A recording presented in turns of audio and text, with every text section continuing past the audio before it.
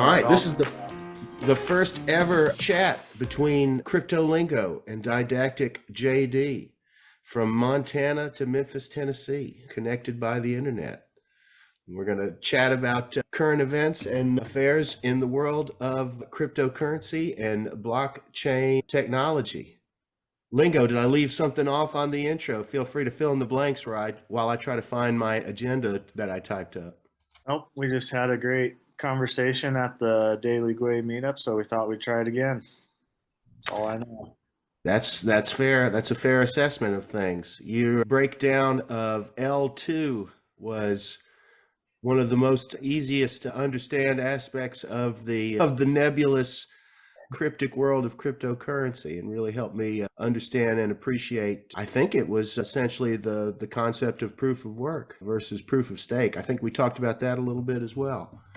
Yeah, a lot of these guys really get into the technical details of everything and lose a lot of people. So yeah, well, I mean, I come from a background of language teaching, and so I'm into communication in different ways. So I really like looking at it from the aspects, I feel like understanding and comprehension comes via language. So I really like exploring that facet and using it as a foundation to hopefully understand other stuff. There we go. There's the crypto chat. yeah, that's actually why I made the name Crypto Lingo. It's like you're learning a new language. Dude, for real. Man. Okay, so I will admit, I like the Bankless show. I'm presuming you watch those guys. Yep. I really like that show a lot and feel like I can follow along largely, for the most part. Not everywhere, but they do a pretty good job of making it understandable. So I appreciate that. Yeah, they're a great resource for sure. Who else do you enjoy in terms of your daily or weekly consumption of news and education? I'm up for Actually, I'm going to take notes while you do this. I watch them all, man. I pay for YouTube Red. That way I can lock my phone in my pocket and listen to the audio. Oh, okay. And so I just listen to them all day long. I come from construction, so I was able to just put headphones in and kind of pay attention to something else the whole day. And man, that must help the time pass, dude. oh yeah, it's nice. So I try to listen to them all. I try to get a little bit of everybody's opinion. And okay, well, give me three that you like, or yeah, give them a shout out on here that you can't. Three must-haves. You're on a desert island. YouTube Red says you can only have 3 subscriptions. Who are you taking with you? Definitely the Daily Gway. Okay.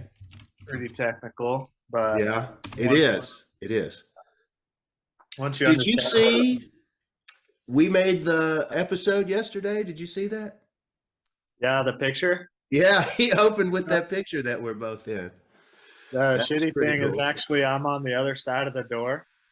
Oh no. I missed out. I went to go grab a bite to eat and I came back and he was standing up there and I was like, no. Dude, that's a bummer. Well, that explains why I couldn't find you in the picture.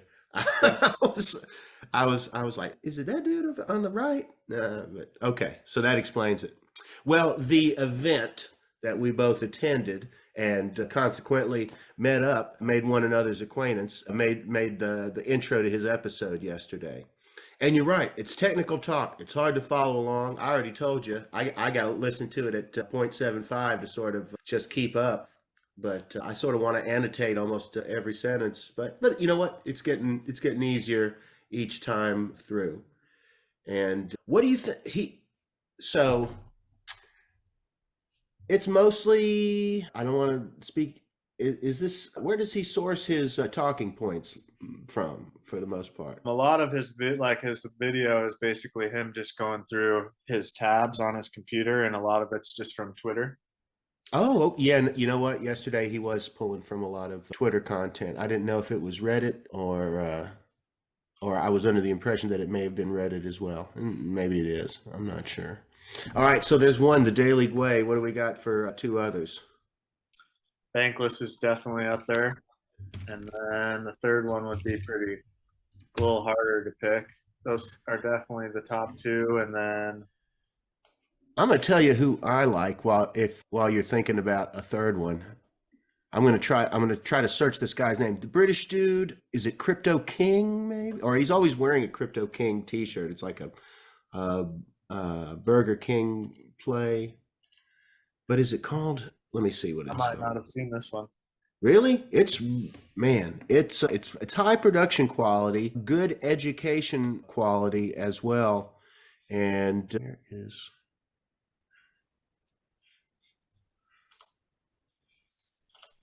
man, I'll see if I can get back to it later. But yeah, it is really good content. And Up Only is pretty good. I like Toby. He's always funny. and He makes everything a little bit more lighthearted and doesn't take everything so seriously. all right, sort of a tangent. You know Lex Friedman?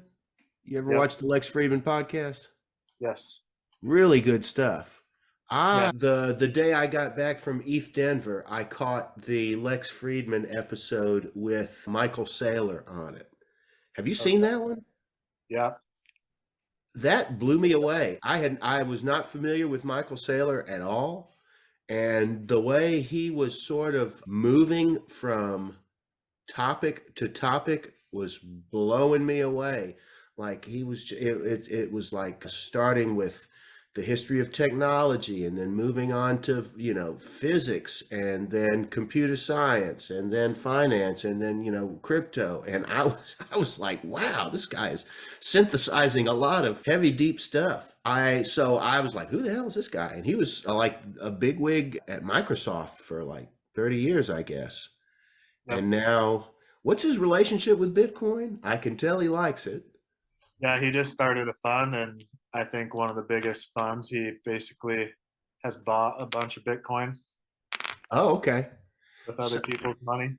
oh, that's right. These aren't corporations, so he's not going to be like, the CEO of Bitcoin or anything like that. That's not how it works. Right. Yep. He just started an investment company, and they mostly buy crypto stuff, I think. Okay. Groovy. Yeah, well, this guy just really made a big impression on me. And so I was sort of been searching some other presentations or clips of his, but nothing has compared to that Lex Friedman podcast. That one, that was a really, really good interview. I've only known about Lex Friedman for a little over a month, but I think that's probably my favorite interview that I've seen so far, especially after making it home from East Denver and sort of, having that sort of frame of mind fresh on the brain, and then him being able to talk about it like that. It was really impressive.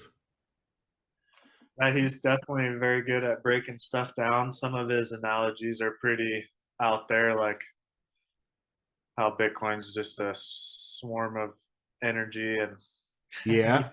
he's got some outlandish thoughts, but It's he's very abstract and philosophical. Yeah, yeah. He talks about the concept of property. He talks about, yeah, energy and the transfer and the holding of energy and relates it biologically and in terms of like, yeah, the physics of the universe. It was really fascinating. yeah. And then Lex Friedman, he's one of the best interviewers. He's got a lot of really popular videos and a pretty good channel. Any video he posts pretty much gets 500,000 views. Yeah, for sure. And he's really curious over a variety of subjects. He is a good interviewer, and he seems to be able to get whoever he wants on the show. I mean, he's over and over again, and a real vast variety. And was it oh, he had one that was with some CIA operative, Batista or something along those lines, but that was another really fascinating one.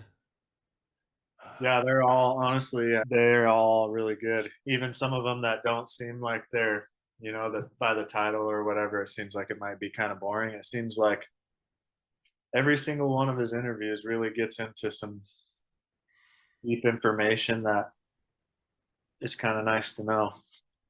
I've got the one of him with Sam Harris on the queue. And yeah, it also, okay, Coin Bureau. That was the name of the podcast or the channel I was trying to come up with. Coin Bureau is great. I love it. Yeah, he's good. He does a He's really definitely good number job. three, I'd say. What's that? He's definitely number three, I'd say. He's pretty good. He's just got a different take and doesn't really interview anybody, but spreads a lot of information and does a lot of like detailed analysis on reports and the Fed. Yeah, he does. I have seen, I mean, it's not interviews, but I have seen him pull in a couple of guest speakers from time to time. The one of his that I saw this morning, he had some guy come in and gave him about 5 or 6 minutes to talk and present, I think, on speculating on future market behavior. Seemed to be where he was going with it, what to expect moving forward. Good. Man, nothing that anticipated what happened today. Everything I've heard for the last week is like, man, get your winter blanket. You better make sure the firewood's chopped. It's going to be long and cold before the springtime. But yeah, I've heard Bitcoin maybe making it down to 12. ETH maybe 8, something like that. But yeah, like major. And like I hear people talking about like a 4 or 5 year drought. I don't know. I'm not sure. If we had that, it would be because of the rest of the world, you know. Yeah, absolutely. And then everybody's talking about just the American relationship with the SEC and the Fed and securities. Which I would love some explanation of if we were going to talk about that, but why that's bad. But yeah, basically cutting the American economy, or at least the average American, out of participation in the crypto economy, which just seems bad. I don't know. Yeah, I think it's more of like the Jamie Dimon is pretty much, one of the top guys, and he doesn't want crypto because all of his money comes from the banking industry and collecting fees off people and all of that. And he's got a big hold in politics, so I think he's a little bit influential. Well, that sucks. Yeah, Who's this guy? Jamie Dimon? Yeah, the CEO of JP Morgan. Oh, so he doesn't even have a government cabinet position. He's just a financier of influence. Yep, he pays for the government probably. Okay.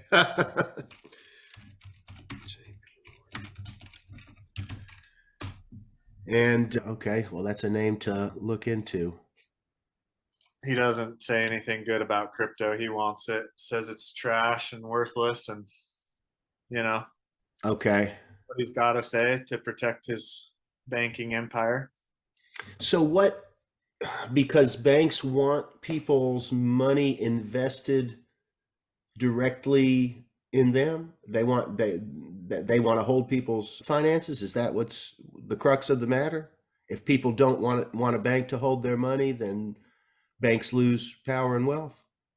Just everything, like you go through a bank for your home loan, and all the employees that you use to go through buying a home, mortgage officers, title, all that stuff is basically non-existent with crypto because of smart contracts. You don't need the person there to check if you have a good credit score. You don't need the person there to check if you have money in your bank. You don't need the person there to write the loan. Like, if it's all done by crypto and smart contracts.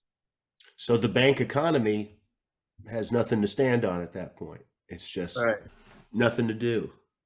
Okay. Yeah, so we're kind of eating into a lot of his business, a lot of the,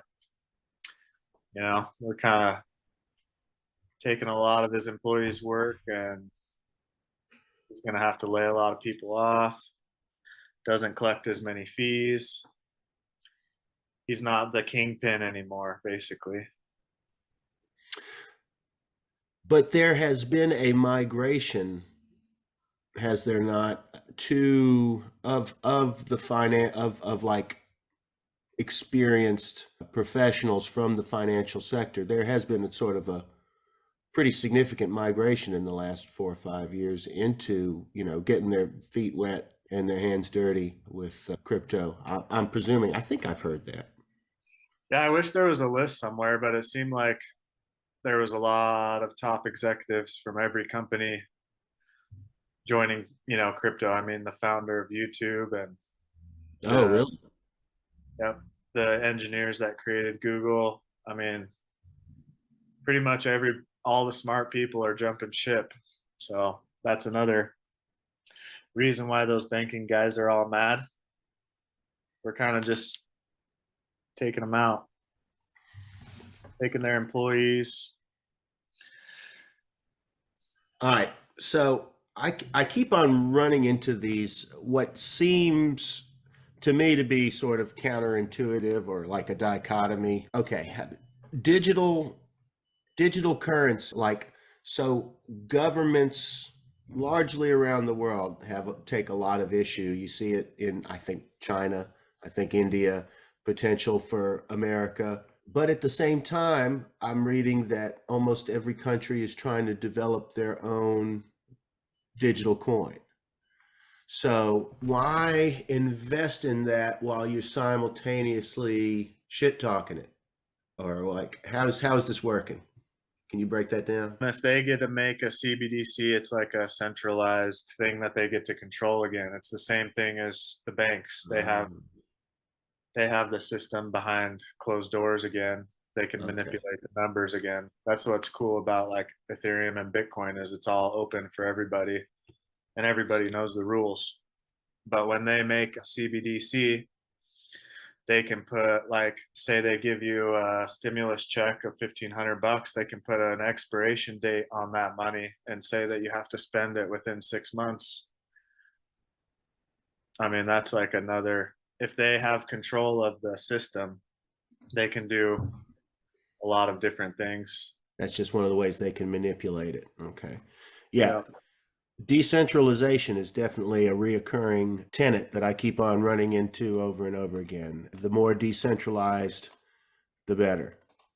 Right. Like what you were talking to me about that night, the more validators there are, the greater security that you have, the greater assurance that you have in the validity of the smart contract. Yep. Yep. If we all get to validate, if we all can sign up our computer to validate the blocks, then it's more secure. And if they would create a centralized blockchain that runs off of a computer, the size of a warehouse. And then nobody could sign up and validate because it would be too much. It would take too much computational power.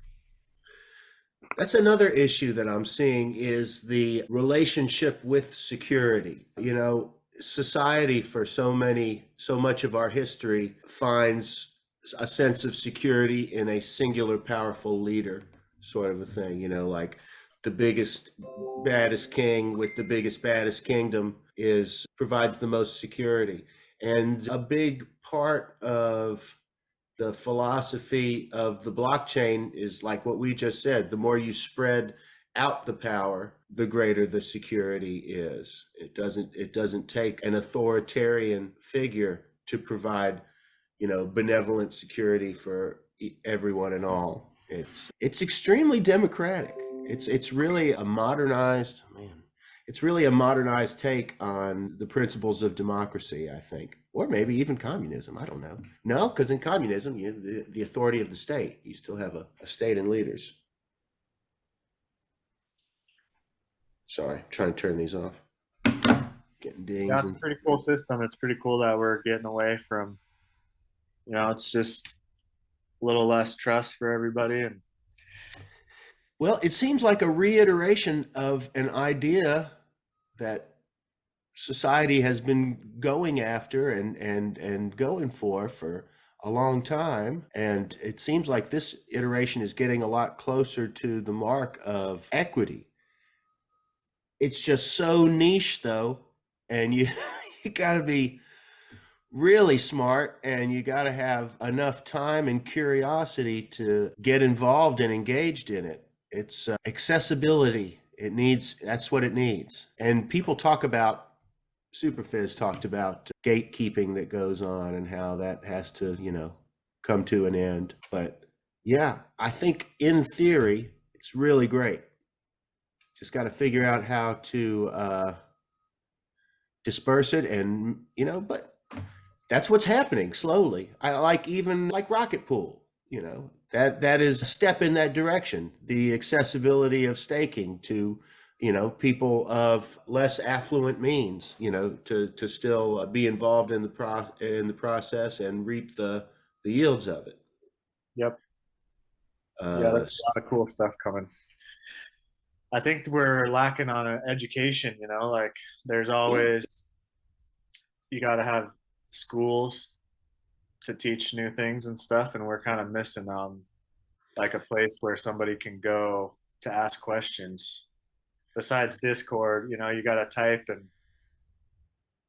it'd be nice. I think it would be cool to do like a Twitter space where people can just come in to ask questions, not necessarily a Twitter space to sell your right, product. shilling your whatever. Or somebody can come in and ask questions, Well, I'm going to go ahead and tell you, as somebody who worked in public education for 17 years, they are not on the front of anything. It is, government moves slowly. Yep.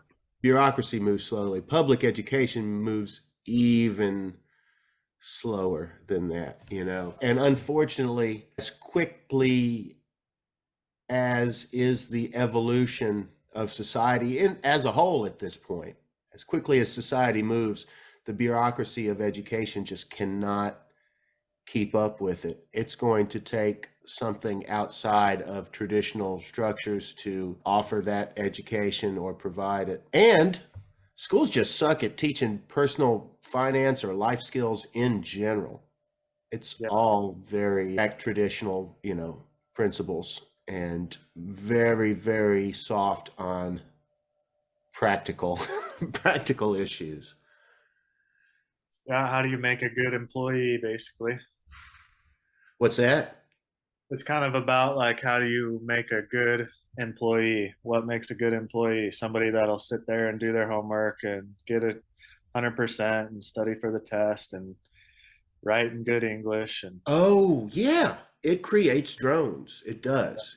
It creates drones that are ideal in a soulless environment like the military or an assembly line. It's very much still in the model of the late industrial revolution, and it is not innovative in a lot of ways. And honestly, it depresses me. It prepares you to be a soldier, a factory worker, or an inmate, and it really sucks and is depressing. So, what do you think would be good? Like, how would you create a school for crypto? Like, what would be a good way to do that, you think? Just YouTube and Twitter spaces. I mean, I'm going right now. That's what my skill set is. I'm trying to turn it over into creating online content. And, it has to be, people have to be able to access it when it's convenient. People have to be able to go at a pace that matches their rate of learning. They have to be able to go back and recycle through the material again. It can't be like class. We're like, well, you missed that day. You just, tough shit. It can't work like that. You need to be able to go back and refamiliarize yourself with the material and just go through it again and do better at it. I mean, like, in the simplest sense, like I read Mark Twain when I was 13. Okay. But now if I read it, it's hilarious and brilliant and philosophical. I mean, and just having the opportunity to go back and revisit the material is really gratifying. And conversely, I watch a movie that I loved when I was 10 years old, and now I'm like, whew, that sucked. That was a terrible. Why did I like Revenge of the Nerds? Damn. So yeah, you need to be able to go back and revisit material at your convenience. You need to be able to access it at your convenience. And there needs to be some degree of customizability. Or if not customizing it, you have to teach them on every front. You have to teach them visually. You have to teach them with audible language. We're running out of time. You have to teach them, there are 8 or 9 modes of learning. And okay, we got about 10 minutes. Yeah, that's cool. But you want to just try to reach them on every one of those modes of learning, because some people it's going to click one way and other folks it's going to click another way. That makes sense. You are probably at least largely an oral AURAL learner.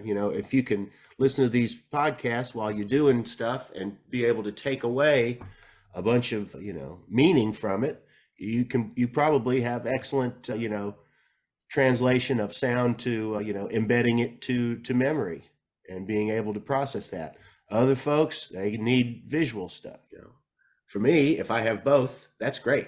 I love the synthesis of both. Yeah, I think I like all of them, but it is nice to be able to choose for what kind of environment you're in. Like if you're doing something else, audio's nice. If you got an extra minute, YouTube's pretty nice to get the visual, and Oh like yeah, talking to somebody else. There's a lot of times where somebody's telling me about how someone's related to them. It's like, I need a graph. She's your cousin's aunt's best friend's mother-in-law. It's like, okay. I need a chart to figure out those degrees of relationships and how to represent that. Man, so this was after we got past the tech stuff, this was a pretty good open warm-up. We did not look, I think the Ethereum bingo card squares construction could be fun. I think, you're like a checklist. Like if you're a real, what's it called? An ETH maxi? Is that an ETH maxi? Yeah. Okay. Yeah. Maybe an ETH maxi bingo card. I don't know if that's a derogatory term or not. I'm not sure. I don't mean it in a derogatory, like a fanboy for ETH is what I thought it meant. Yep. That's pretty much it. Some people take it bad. Some people, it is what it is. I like ETH. Yeah, me too. Some people about anything,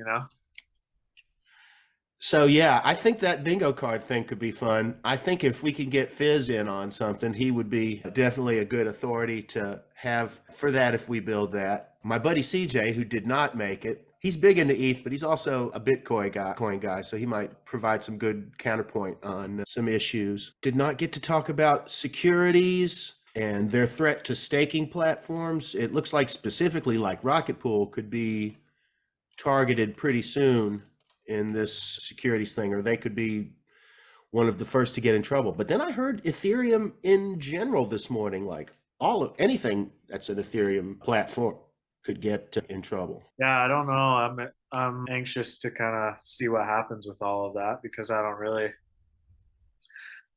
know what the rule is. They said Ethereum was not a security when it was on proof of work, and now it's a security because it's on proof of stake, because you gotta basically have 32 ETH, so it's like a business to be able to keep Ethereum running. Okay. Well, I'm sure they're going to be working on that. Do you see the 32 ETH requirement coming down, or is that do you think that's fixed and permanent? I don't know about the main protocol, but it's nice when you see things like Rocket Pool, how they basically split it up via smart contract to let everybody kind of work together. And then Lido, I guess I hear Lido and Rocket Pool sort of occupying very much sort of the same niche in terms of those sort of services. Yep, and StakeWise. Oh, okay. Yeah. Yeah, I spent all last week editing the StakeWise ETH Staker community call. So I got a big dose of StakeWise content. This week it's going to be OBOL. So actually that's what I got to do when we get off here is take a look at that. So what do you think of StakeWise, or what does Rocket Pool think of StakeWise? I guess that's cool that they did a podcast together. Well, this was ETH Staker and StakeWise. And gosh, the general I'm trying to recall what the general consensus was. The V3 upgrade is coming out. I think they're just doing preliminary, like invitation only tests of the version 3. But, it's, as I can recall, it's the same principle of, you know, broadening community, increased decentralization. That's the kind of stuff that ETHStaker really seems to get into based on the guests that I've seen. Anything that's more inclusive, communal in the process, that's the reoccurring theme. I don't know how Stakewise relates to Rocket Pool, and I don't know how these organizations work, if they see each other as threat or competition. I doubt it, but I really can't tell. I know that for like the health of Ethereum, it'd be good for everybody to kind of own the same portion. You know how they say everybody's kind of upset that Lido's over every time Lido goes over 30% of the staking. Right. That's what you hear over and over again. That is the negative thing I've heard about Lido, is the share of, what is it, their share of ETH? That 30% is how many coins they. Yep, they have the majority of the staked ETH on Ethereum. Oh, of staked ETH. Okay. Yep. So what percentage of Ethereum would you say is being staked, or do you have any idea? I don't. There's a website that you can look it up, but I don't know. I think it's quite a bit though. Okay. Well, maybe that's a homework assignment for the next chat.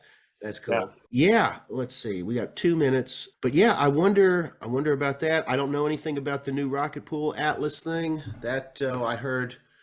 Do you watch Rocket Fuel or listen to Rocket Fuel at all? I've just started. I started at the very beginning, so I'm trying to get caught up on all of their Okay. videos. Did you know that I got to edit Whack Attack's Denver blog or a vlog? That was fun. He's a nice guy. Oh, I met him the same night I met you at the Daily Gway dinner thing. But yeah, real nice guy. I have not. I've watched a couple of episodes, but yeah, I need to get that more in the rotation. That's hard to add a new one, especially when there's 100 videos to catch up on. But yeah, only so many hours in a day, unfortunately. yeah, and like you said, it's just so much information. There's just never stops. Yeah, and like we were talking about education, different people have different amount of RAM. So, you need to have processing time. You got to allow for the info to process. But we're down to a couple of seconds. Until next time, good chat, and we'll be in touch. I'll send you a link so we can watch the recording. Awesome. Sounds good. Right. Thank you. Be well, man. Later. See ya.